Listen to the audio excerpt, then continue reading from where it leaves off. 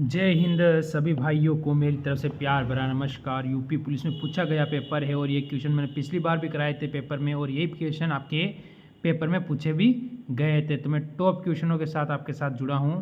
तो एक बार like share कर देंगे सभी कि आपके कितने क्वेश्चन सही होते हैं, लास्ट में कमेंट ज़रूर करना। मीराबाई किसकी शिष्या थी ये आपको बताना है। अभी मीराबाई थी वो किसकी शिष्या थी, जल्दी से बताएंगे सारे मित्र। तो आप सभी कहोगे कि संत रैदास की ये शिष्या थी। ऑप्शन नंबर यहाँ से बी बिल्कुल सही होता है आपका। चलो अगले क्वेश्चन पे चलो। पूरा प्रैक्टिस सेट लाया हूँ मैं, ज़रूर कमेंट करना लास्ट में कितने सही होते हैं। श्वेत प्रकाश कितने रंगों से मिलकर बना होता है। जो श्वेत प्रकाश होता है वो कितने रंगों से मिलकर बना होता है ये आपको बताना है। तो मेरे मित्र ये तो सबसे आसान क्वेश्चन है, तो मेरे हिसाब से इसका उत्तर आप मेरे को कमेंट करके बता सकते हो। क्या रहेगा, 8 रहेगा, 7 रहेगा, 5 रहेगा या 6 रहेगा, क्या रहेगा, आप ज़रूर मुझको कमेंट करके बताओगे। अगर आप तैयारी कर रहे हो सिलेक्शन के लिए तो ज़रूर बता दोगे, बाकी टाइम पास कर रहे हो तो नहीं बता पाओगे। चलो आगे चलो। ग्रेट बैरियर रीफ निम्नलिखित में से किस देश के तट पर स्थित है। वो देश का नाम आपको बताना है कि कौन से देश के तट पर ये स्थित है।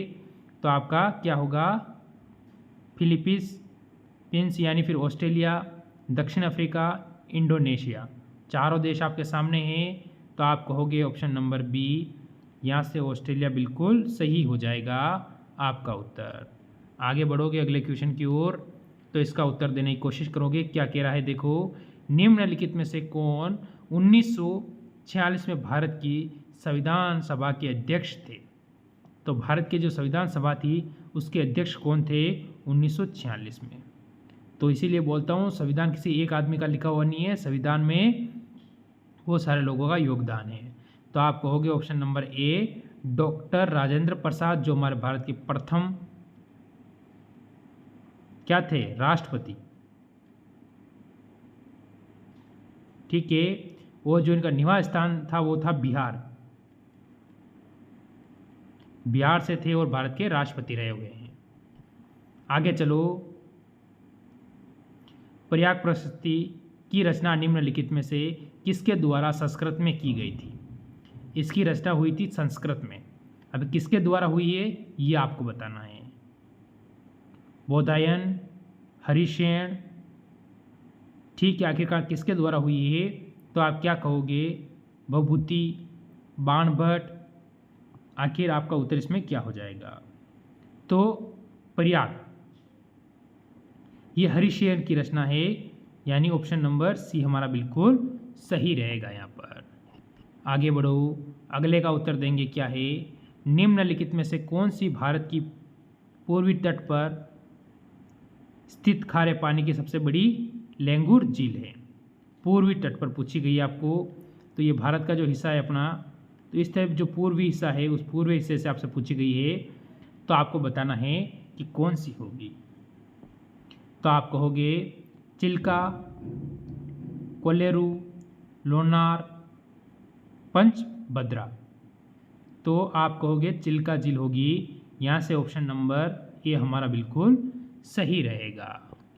बढ़ो अगले क्वेश्चन पर, इसका उत्तर देंगे सारे मित्र। क्या है, बेलाडिया की जो पहाड़ियाँ बेल की कुंवड़ की तरह है, ठीक है, दिखती है पहाड़ियाँ की यह श्रृंखला भारत के निम्नलिखित में से किस राज्य में स्थित है। ये पहाड़ियाँ हैं वो भारत के किस राज्य में है ये आपको बताना है। अगर हम ऑप्शन पे जाएं तो यहाँ से हमें कर्नाटक, केरल, छत्तीसगढ़, तमिलनाडु, 4 ऑप्शन दिए हुए हैं और उत्तर हमारा इसमें सिर्फ एक ही होगा। वो कौन सा है वो आपको बताना है। मेरे भाई सभी जल्दी से बताएंगे आखिरकार इसमें आपका उत्तर क्या है, जल्दी से बताने की कोशिश करेंगे। तो मैं यहाँ से अगर आपको कहूँ कि आपका उत्तर कर्नाटक, ऑप्शन नंबर ए बिल्कुल सही रहेगा। चलो अगले क्वेश्चन पर बढ़ो। निम्नलिखित में से किसके द्वारा निर्मित समुद्र के एक सक्रिय चैनल द्वारा, ठीक है, जो श्रीलंका भारत से अलग होता है। आपको पता है श्रीलंका और भारत जो अलग होता है, भारत का अपना जो प्रायद्वीप भारत का हिस्सा है, यहाँ से ये श्रीलंका या नीचे होता है, यानी ये दोनों अलग होता है बीच में, इसके बारे में पूछ रहा है। ठीक है, तो पाक जल डमरू मध्य और मन्नार की खाड़ी, तो यहाँ से आपका ऑप्शन नंबर डी बिल्कुल सही हो जाएगा। आगे बढ़िए अगले क्वेश्चन पर। सोनपुर जो आपको पता है बिहार के अंदर है, पशु मेला हर साल भारत में निम्नलिखित में से किस राज्य में आयोजित होने वाला एक सांस्कृतिक कार्यक्रम है। और मैंने तो पहले ही राज्य का नाम बता दिया आपको, फिर भी अपना उत्तर देने की आप कोशिश करेंगे कि यहाँ पर आपका क्या आ रहा है। ठीक है मेरे भाई, जल्दी से उत्तर देंगे क्या है आपका यहाँ से। तो आप कहोगे बिहार, ऑप्शन नंबर सी हो जाता है, और इसकी राजधानी पटना। बिहार की राजधानी क्या है? पटना हो जाएगी। आगे बढ़ो। अंगूर की खेती, उपज और कटाई को निम्नलिखित में से किस नाम से जाना जाता है। जो अंगूर की खेती होती है उसमें कटाई होती है, आखिरकार वो किस नाम से जानी जाती है ये आपको बताना है। तो आपका उत्तर यहाँ से क्या होने वाला है मेरे मित्र। ठीक है, तो आप सभी यहाँ से कह दोगे कि उत्तर क्या है, जल्दी बताओ। तो आपका उत्तर जल्दी, आप सभी ने सोचा होगा कि आपका उत्तर क्या है, जल्दी से बताएंगे सारे मित्र। विटीकल्चर। विटीकल्चर का मतलब ऑप्शन नंबर बी बिल्कुल सही रहेगा यहाँ पर। आगे आ जाओ। निम्नलिखित में से किस राज्य के कुल हिस्सों में 400 साल पहले नहर सिंचाई एक स्थायी प्रणाली विकसित हुई जिसे कुल कहा जाता है। तो किसे यहाँ, जहाँ से हम यहाँ से कहेंगे केरल, हिमाचल प्रदेश, गुजरात, कर्नाटक। आखिरकार हमारा उत्तर यहाँ से क्या होने वाला है। तो मेरे मित्र यहाँ से आपका उत्तर क्या हो जाएगा, जल्दी से बताएंगे। ठीक है, तो आपका उत्तर यहाँ से क्या है बताएंगे सारे मित्र। तो आप यहाँ से कहोगे Himachal Pradesh, option number B बिल्कुल सही रहेगा। चलो आगे चलो, अगले क्वेश्चन पे चलो। क्या कह रहा है, भारत में जनगणना संगठन के लिए सर्वोच्च पद कौन सा है। जब भी भारत में जनगणना होती है उसके संगठन के लिए सर्वोच्च पद कौन सा है ये आपको बताना है। तो कौन सा है सर्वोच्च पद, क्या आपका इसमें उत्तर रहने वाला है, जल्दी से बताएंगे। बताओ कौन सा है सर्वोच्च पद मेरे मित्र, आपका उत्तर क्या है। यहाँ से बताओ जल्दी से, आपने सोच लिया है। चलो, तो महारजिस्ट्रार और जनगणना आयुक्त भारत, ऑप्शन नंबर डी हमारा बिल्कुल सही रहेगा यहाँ पर।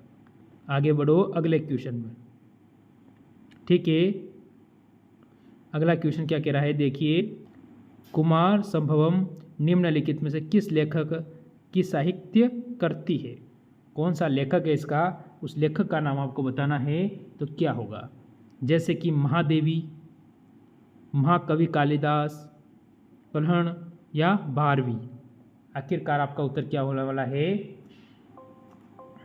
तो मेरे मित्र आप क्या कहोगे, जल्दी से बता दो।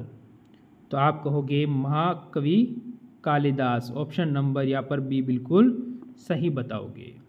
आगे बढ़ो। विश्व पुस्तक दिवस प्रत्येक वर्ष निम्नलिखित में से किस दिन मनाया जाता है। तो प्रत्येक वर्ष किस दिन मनाया जाता है ये आपको बताना है। तो मेरे मित्र आपका उत्तर क्या है, जल्दी से बताएंगे।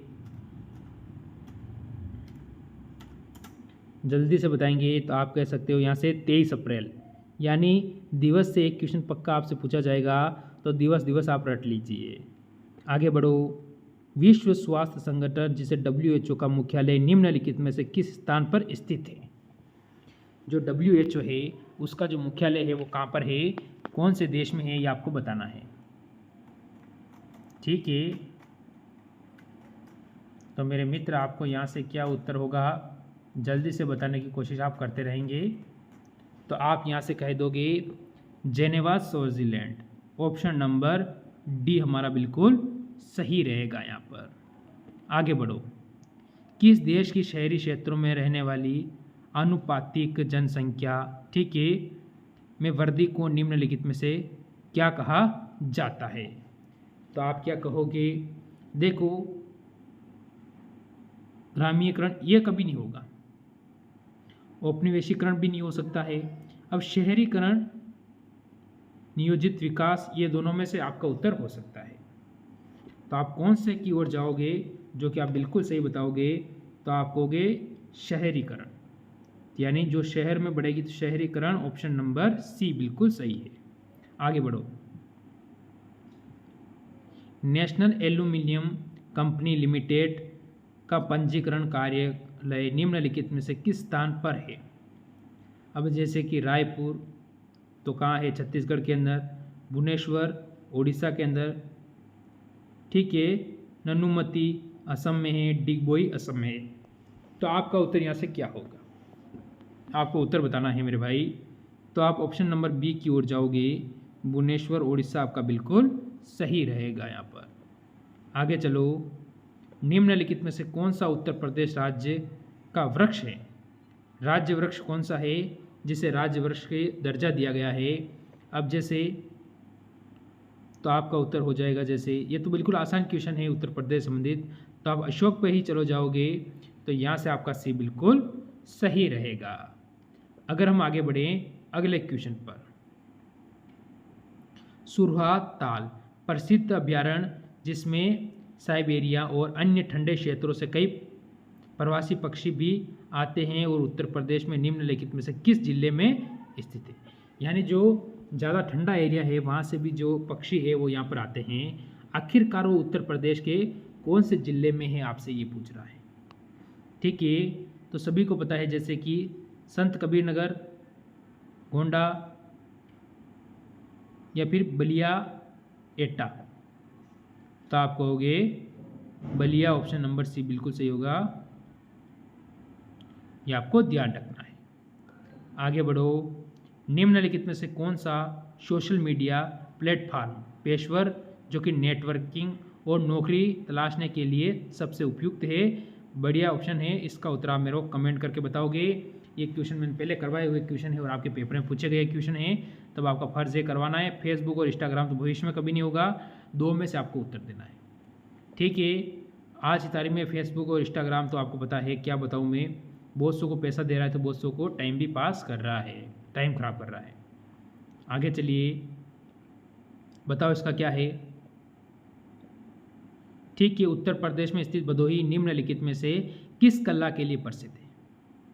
भदोही है उत्तर प्रदेश में, ये कौन सी कला के लिए प्रसिद्ध है आपको बताना है। चमकीली मिट्टी के बर्तन, या फिर साड़ी बुनाई के लिए काली बुनाई, या फिर चिकनीकारी। ठीक है, चिकनकारी क्या होगा ये पता नहीं, चलो छोड़ दो, पर अपना इसमें बता दो कालीन बुनाई, यानी ऑप्शन नंबर आप यहाँ पर सी के लिए चले जाओगे तो बिल्कुल सही रहेगा। फिर अगला क्वेश्चन देखो आप क्या कहता है। अकबर का जो मकबरा निम्नलिखित में से किस स्थान पर स्थित है? जो अकबर का मकबरा है वो उत्तर प्रदेश में कौन से स्थान पर है, सॉरी कहाँ पर है अकबर का मकबरा, ये आपसे पूछ रहा है। तो आप सभी को पता है सिकंदरा में जो अकबर का मकबरा हो जाता है, ऑप्शन नंबर सी यहाँ पर एकदम सही रहता है। आगे चलो। निम्नलिखित में से उत्तर प्रदेश का कौन सा प्रसिद्ध लोक नृत्य धान और मक्के की खेती के दौरान किया जाता है? एक तो धान होता है और मक्का। ठीक है, धान जिसे आप बोलते हो कौन सा, चावल, ठीक है, उसको धान बोला जाता है। तो आखिरकार आपका उत्तर क्या होगा? तो कौन सा किया जाता है? तो आपका उत्तर क्या होगा जल्दी से बताइए। हुरका बोल यानी ऑप्शन नंबर बी बिल्कुल सही रहेगा यहाँ पर। आगे चलिए, इसको बताइए। बनारस हिंदू विश्वविद्यालय की स्थापना पंडित मदन मोहन मालवीय निम्नलिखित में से किसके सहयोग से की थी, यानी किसकी सहायता ली थी, आपको बताना है। तो आप कहोगे यहाँ से डॉक्टर एनी बेस्टन, जो कांग्रेस की पहली महिला अध्यक्ष भी रही हुई है ये, तो ऑप्शन नंबर ए बिल्कुल सही रहेगा। आगे चलो। मथुरा निम्नलिखित में से किसकी जन्मस्थली है जिसे ब्रजभूमि के नाम से भी जाना जाता है? ब्रजभूमि के नाम से भी जाना जाता है, और किसकी जन्मस्थली है मथुरा? तो हम क्या कहेंगे यहाँ से, ऑप्शन नंबर डी भगवान श्री कृष्ण हो जाता है आपका उत्तर। आगे बढ़िए, देखो निवेश मित्र मोबाइल एप्लीकेशन भारत के निम्नलिखित में से किस राज्य का एक पहल है? अब यहाँ से असम, गुजरात, उत्तर प्रदेश, तेलंगाना। तो आप सभी ऑप्शन नंबर सी की ओर जाओगे, जो बिल्कुल सही होगा तेलंगाना। आज का लास्ट क्वेश्चन रहेगा आपके सामने।